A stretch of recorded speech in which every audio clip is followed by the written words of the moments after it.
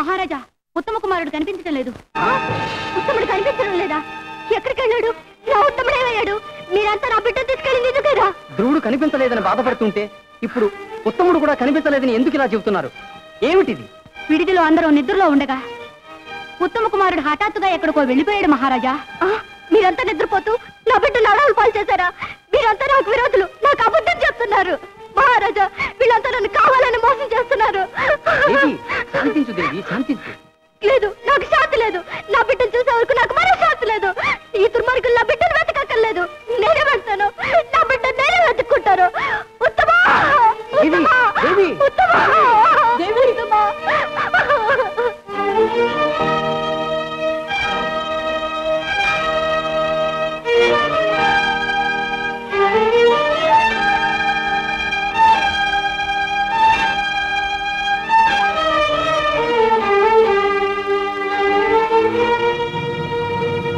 ఏమిటి, తల్లిని ఎదురుస్తున్నావా?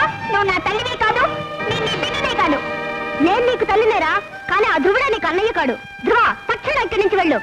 నువ్వు మహారాజు వాళ్ళు కూర్చోదలుచుకుంటే వచ్చే జన్మలో నా కుమారుడుగా జన్మించు. సునీతి బిడ్డగా ఈ జన్మలోనే కాదు, 1000 జన్మలెత్తినా నువ్వు మహారాజు వాళ్ళు స్థానం పొందలేవు.